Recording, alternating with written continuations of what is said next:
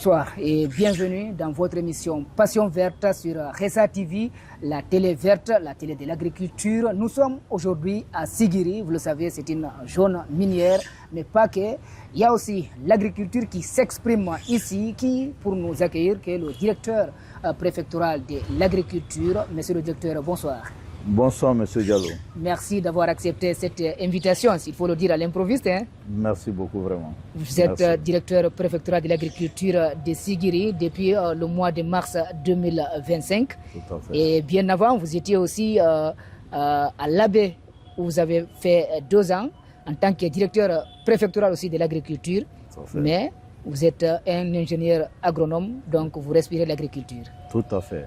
Alors, tout à fait, M. Diallo. Faites-nous une présentation de l'agriculture à Sigiri. Parce que quand on entend Sigiri, on ne pense pas forcément à l'agriculture. Oui. Est-ce qu'on a des raisons de ne pas penser à l'agriculture quand on parle de Sigiri? Oh, merci vraiment, M. Diallo. Vous n'avez pas raison de penser uniquement que Sigiri est une zone minière seulement. C'est ce qui trompe beaucoup de Guinéens d'ailleurs. Quand on parle de Sigiri, c'est une zone de référence. Carrément. En termes de référence, en termes de l'agro-pastoral. Sigiri, c'est une zone où l'agriculture et l'élevage sont beaucoup développés aujourd'hui. Donc, quand j'entends souvent que Sigiri est uniquement une zone minière, il se trompe beaucoup. D'ailleurs, je vais vous dire que Sigiri, ça fait 3 ans, Sigiri se classe au sommet en termes de production agricole en Guinée. En termes de quelle production? Vous produisez quoi exactement? Production agricole en Guinée. Quand vous prenez la riziculture, quand vous prenez la culture du maïs, quand vous prenez la culture du manioc, quand vous prenez la culture des haricots, Sigiri est en tête. Ça, je vous le dis. Vous n'êtes pas étonné d'entendre ça? Parce que, pour être sincère, moi j'ai peur de Sigiri. C'est ma première fois de venir ici, mais je ne vois que des images de crimes, des éboulements. Je ne vois pas cette élégance, cette image de l'agriculture. Voilà.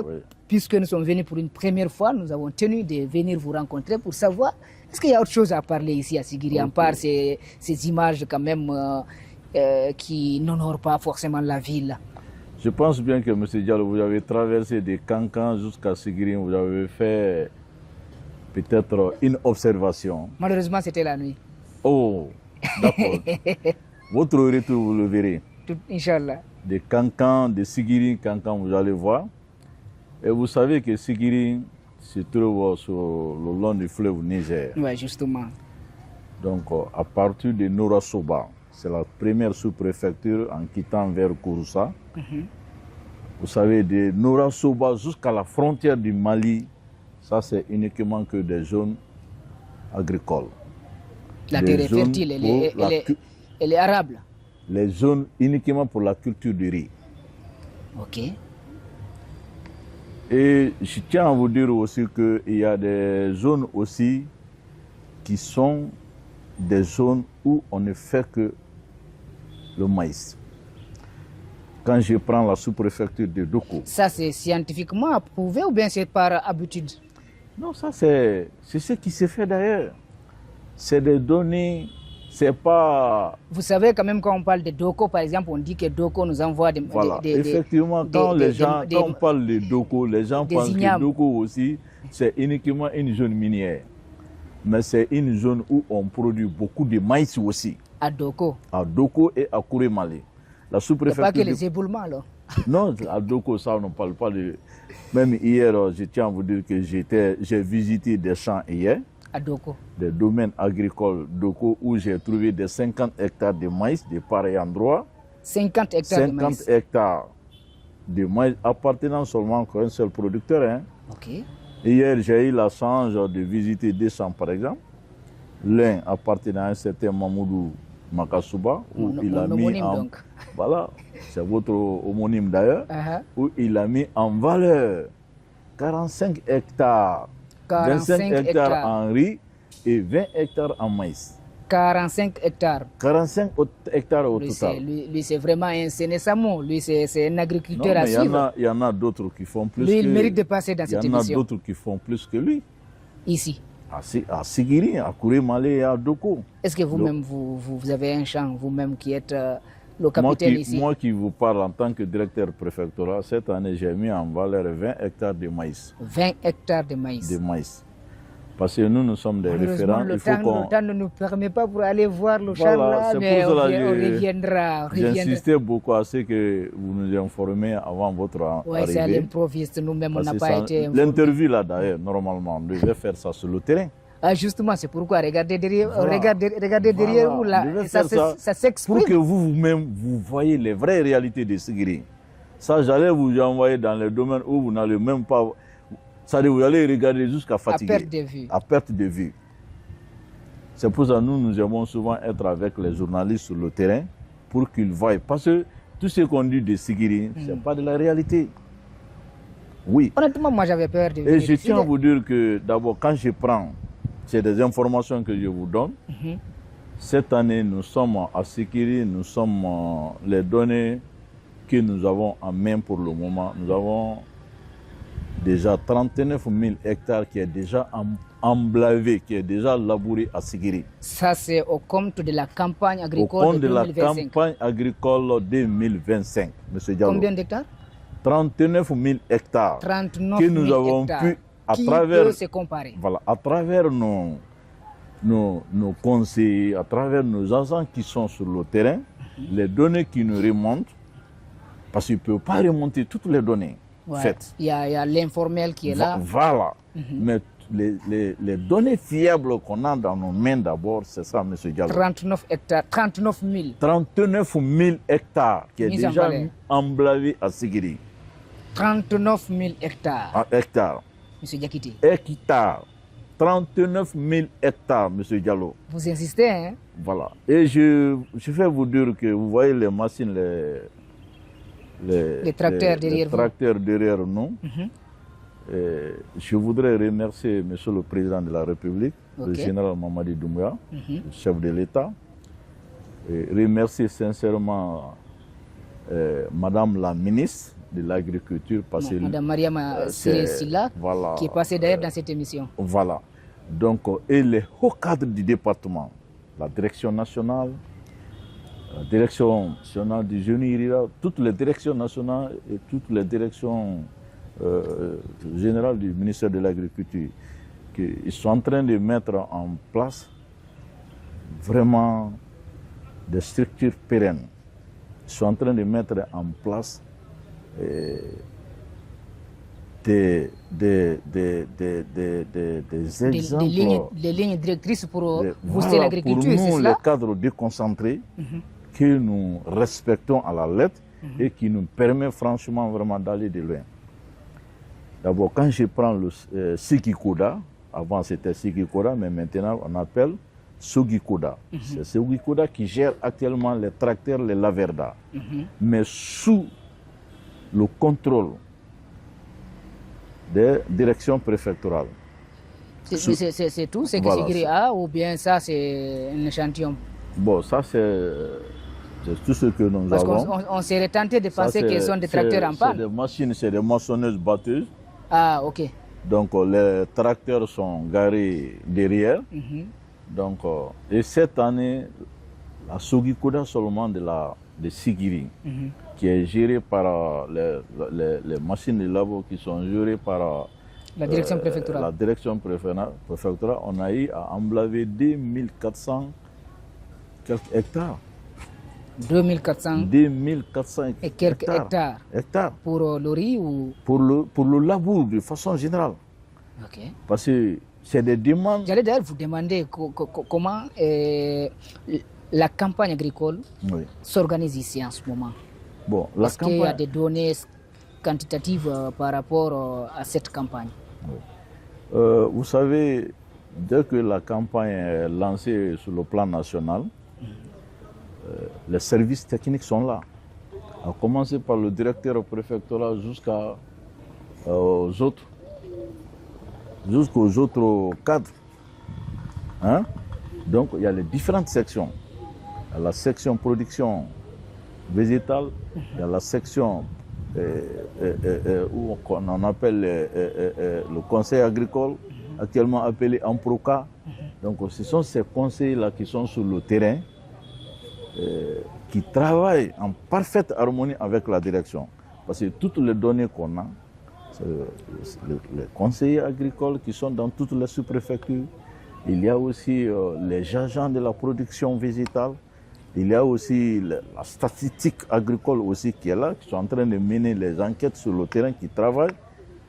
Et donc, toutes ces organisations-là... Des enquêtes sur quel aspect Des enquêtes sur quel aspect? Les enquêtes agricoles, parce que chaque année, il faut des enquêtes agricoles permanentes. Il faut des enquêtes agricoles permanentes. Pour mettre à jour les données. Les données. Parce que ce sont ces enquêtes-là qui nous permettent non seulement de connaître les superficies emblavées par zone, les rendements escomptés, et déterminer même les difficultés auxquelles, c'est-à-dire tout ce qu'il faut comme données en termes agricoles, ce sont des statistiques qui remontent ça. Est-ce que vous voyez?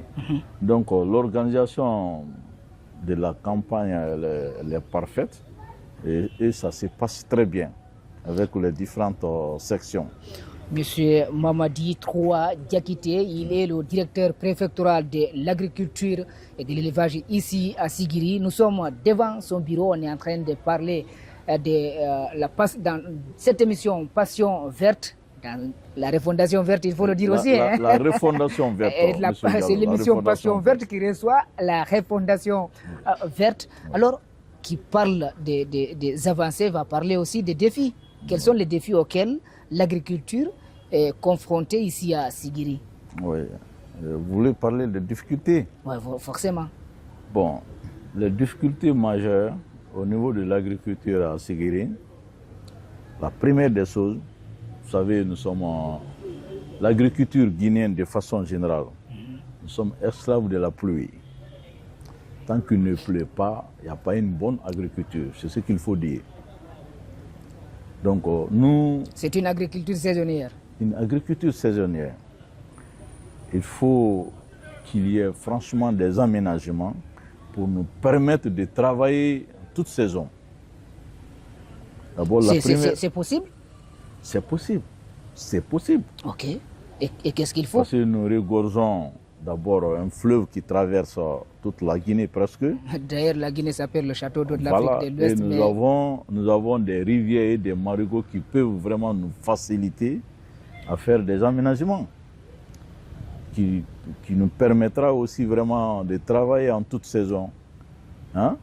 Donc ça c'est le défi majeur d'abord. L'eau, la gestion de l'eau. La gestion de l'eau. Premier problème. Premier problème d'abord, la gestion de l'eau. Ok. Deuxième problème, il faut travailler sur l'accessibilité des zones de production. Ceux qui en nomment ne sont pas forcément des agriculteurs, mais ils ne cèdent pas. Vous allez voir qu'à Sigirim, par exemple, si je prends, il y a des zones ici où c'est des grandes zones de production, mais l'accès est très très difficile. Okay. Il faut désenclaver complètement ces zones. Les pistes rurales, pour faciliter les voies de communication. Voilà, pour parce qu'on dit la route du développement commence par le développement de la route elle-même. Voilà, s'il n'y a pas de route, il n'y a pas de développement. Pour faciliter l'écoulement des produits agricoles. Une zone agricole qui se trouve à 100 km de Sigirim Centre, où l'accès est très difficile. On peut trouver là-bas la production en grande quantité. Mais faire venir dans la commune de Sikiri ou bien dans notre localité où le besoin se fait sentir, c'est tout à fait un problème. Les routes. Donc, le deuxième problème... Les routes. Les routes. Il faut désenclaver les zones de production. Oui. Donc, ça, c'est les défis majeurs que nous qui ne relèvent pas forcément des agriculteurs. Hein? Des défis qui ne relèvent pas des agriculteurs, qui relèvent des domaines de l'État. Voilà, ça relève de l'État. Et je pense que l'État est en train de faire, parce que avec le génie rural et qui est en train vraiment de mettre les bouchées de l'eau pour que vraiment ces facteurs-là soient... Vous pensez qu'il y a un plan, voilà. Vous pensez qu'il y a, ou vous nous informez qu'il y a un plan qui est en train d'être façonné afin qu'on ait ces solutions, les solutions de ces deux problèmes majeurs, parce que vous n'avez parlé que de deux d'abord, mais ce sont des problèmes entiers. Voilà, il y en a d'autres. Parce que la gestion de l'eau, on ne peut pas parler de l'agriculture sans l'eau. Sans l'eau. On ne peut pas parler de l'agriculture sans les routes. Sans les routes. Oui. Troisièmement. Le troisième problème aussi, il faut une mécanisation. Une mécanisation, ils sont en train de faire beaucoup de choses. Et dans ces derniers temps, vous avez vu, chaque fois vous-même, vous arrivez souvent à couvrir les mises à disposition des tracteurs et autres. Ne m'amenez pas à parler. Non, les journalistes, vous savez que vous êtes... Ne m'amenez pas à parler. Donc, il faut encore améliorer ces facteurs de mécanisation. Oui. Hein? Oui, il y a quand même il y a des outils modernes qui sont en train d'être disponibilisés par des partenaires qui sont un peu partout dans le pays. Un peu partout dans le pays. Vous pouvez nous citer quelques-uns qui font des distributions dans votre préfecture? Oh, bon, comme Top Guinée par exemple. Oui. Parce qu'il y a Top Guinée qui travaille avec le département d'ailleurs dans ce sens. Ok. Donc nous souhaitons que vraiment ces partenariats-là encore soient encore améliorés toujours dans l'avantage des producteurs. Okay. Hein? Donc il y a Top Guinée, il y a d'autres partenaires aussi. Quels sont les outils que Top Guinée met à disposition de la préfecture? Top Guinée envoie des tracteurs. Top Guinée aussi. Il y a eu un moment là, Top Guinée envoyait aussi des moissonneuses batteuses, des laverdas, et il y a aussi des batteuses simples, des batteuses qui permettent vraiment de battre le riz. Il y a aussi les égreneuses. Hein? Donc c'est avec ces petits outillages-là qui peuvent franchement aider les producteurs. Et il y a maintenant les drones agricoles. Il y a la technologie agricole. Oui, la technologie. Avec les drones, vous avez raison d'ailleurs, parce que bientôt, il y a 2 de nos cadres qui vont aller à Conakry à partir du 2 ou 3 pour une formation dans le cadre de l'utilisation des drones. Ok. Donc, ça, parce qu'on a assisté à Colentin, voilà. Une mise à disposition de plusieurs engins. Oui. Et c'est là on a vu la prestation de ces drones qu'on peut voir forcément dans les images ici. Oui. Donc, vous êtes positionné à envoyer des cadres tout à fait déjà. On nous a demandé d'envoyer des cadres qui vont bouger bientôt pour participer à cette formation à Conakry. Donc ça, c'est des choses vraiment très salutaires. Parce que les grandes superficies, c'est les drones qui peuvent nous aider vraiment à vraiment donner ces superficies fiables. Vous fournissez moins d'efforts pour avoir beaucoup plus de rendement. Voilà. Donc, il y a aussi un autre facteur que je voudrais dire, le renforcement des capacités. Voilà, je suis d'accord. Ça, c'est un défi. Voilà, ça, c'est un défi. Vous savez, actuellement en Guinée, il y a peu de cadres. Surtout nous, à notre niveau, au niveau du secteur de l'agriculture, de l'élevage, beaucoup sont partis à la retraite. Il faut recruter. Est-ce qu'il faut dire que les agriculteurs sont beaucoup plus dans la tradition, ne poussent pas vers l'agriculture moderne? Est-ce qu'on peut dire ça? On peut se tenter à penser cela? Non, maintenant, ça change. Il y a eu beaucoup d'améliorations. Il y a eu beaucoup d'améliorations dans le cadre de l'agriculture, d'aller vers une agriculture moderne. Parce que chaque fois, nous venons vers les producteurs pour leur apprendre les techniques agricoles modernes. Ça, il y a eu beaucoup de changements dans ce sens même, beaucoup de changements. Parce qu'avant, on était vraiment axé seulement que sur l'agriculture extensive, mais nous sommes franchement maintenant dans le cadre de l'agriculture intensive que nous voulons toujours vraiment que ça soit amélioré. Alors, finissez d'abord avec les défis. Après, vous allez me parler des groupements agricoles qui sont peut-être affiliés à la préfecture, avec lesquels vous travaillez pour booster le niveau agricole. Mais finissons avec les défis. Ok. Les défis, on continue toujours les défis. Justement, les défis, parce que si on ne les cite pas, si on ne touche pas les défis, ça sera difficile de les surmonter. Et si on les touche, peut-être il y en a certains parmi ces défis-là la préfecture à elle-même, la direction à elle seule, ne peut pas. Mais avec le concours des autres, avec le concours de la hiérarchie, vous pouvez peut-être y arriver. Dans le cadre de la gestion, par exemple, une solution pour la gestion de l'eau, ça demande beaucoup de moyens. Il faut l'implication de l'État. Il faut une forte implication de l'État pour vraiment faire des barrages. Il faut le dire carrément, il faut booster le budget de l'agriculture du département. Il faut augmenter beaucoup même pour que... Surtout que le département maintenant, il est nouveau. Hein. Il faut le dire, ça a été scindé, c'était l'agriculture et l'élevage. Maintenant que le département de l'agriculture est là, et il faut... L'élevage aussi à côté. Donc il faut des moyens pour des barrages, pour que les barrages hydro-agricoles soient construits. Et c'est très important, M. Diallo, parce qu'on parle souvent des grandes superficies. La mise en place en valeur des grandes superficies. Mais avec des petites superficies, on peut avoir beaucoup de rendements. On peut vraiment cultiver 2 ou 3 fois dans l'année. Si on s'y tient bien. Voilà.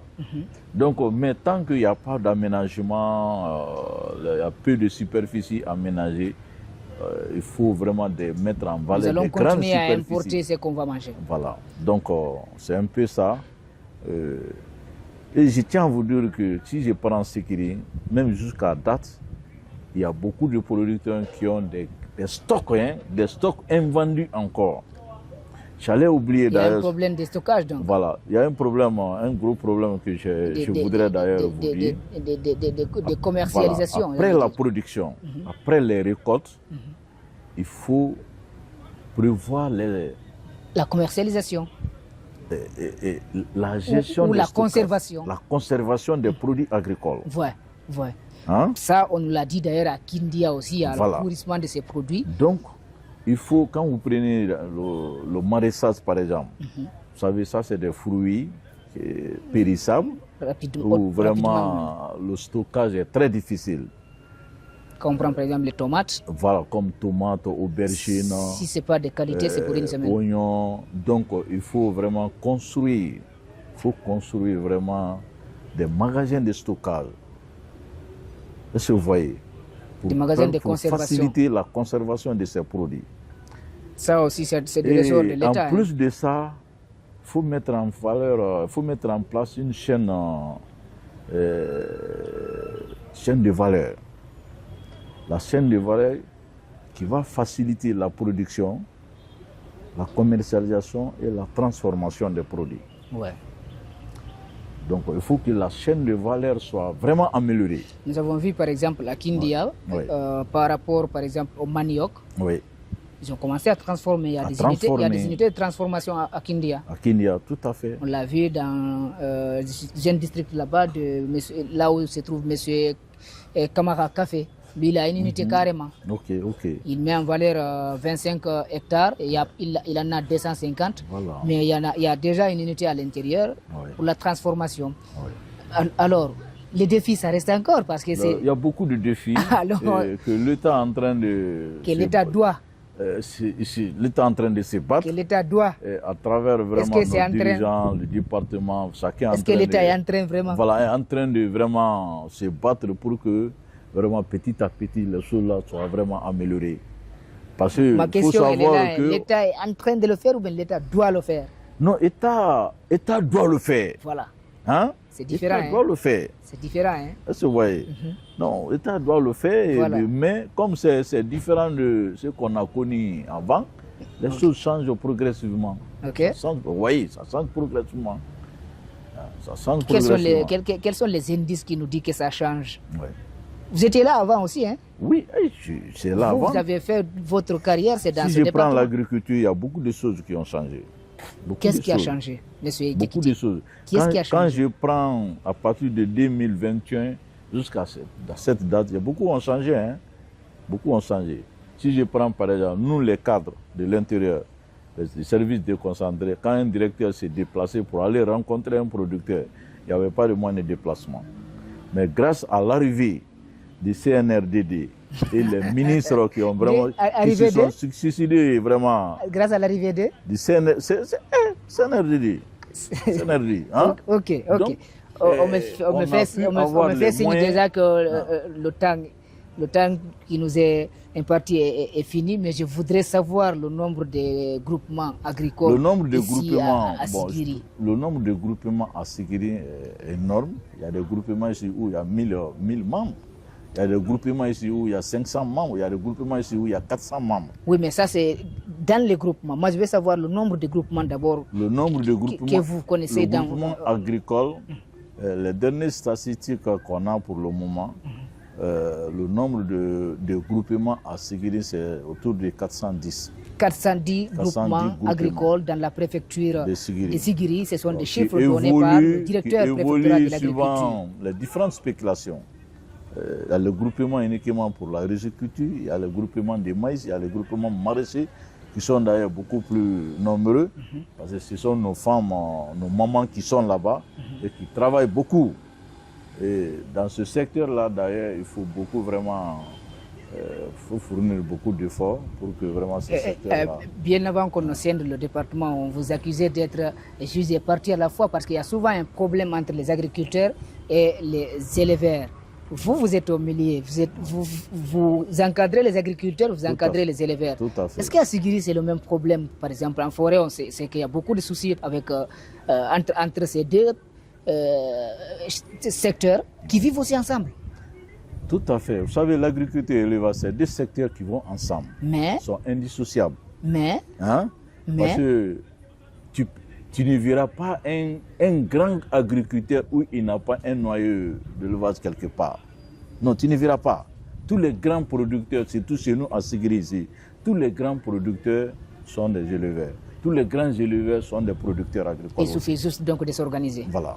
C'est fini parce que c'est ce que le réalisateur est en train de me faire signe. On aurait aimé avoir beaucoup plus de temps avec monsieur le directeur préfectoral de l'agriculture ici en Sigiri, monsieur Mamadi Troua Diakité. Merci d'avoir accepté cette invitation. Merci monsieur Diallo.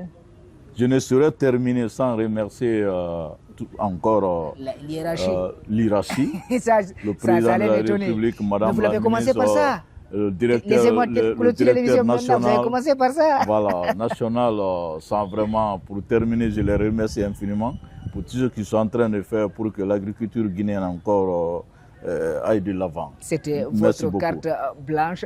Merci à Alassane Diallo derrière ces machines pour la réalisation, le cadrage. Merci à toute l'équipe de Ressa TV pour cette émission et merci à vous qui êtes en train de regarder Passion Verte. Et c'est un plaisir pour moi, c'est un devoir pour moi de vous servir. Nous allons nous retrouver très bientôt avec un autre passionné de l'agriculture pour vous servir sur votre télévision, la télé verte, Ressa TV. Au revoir.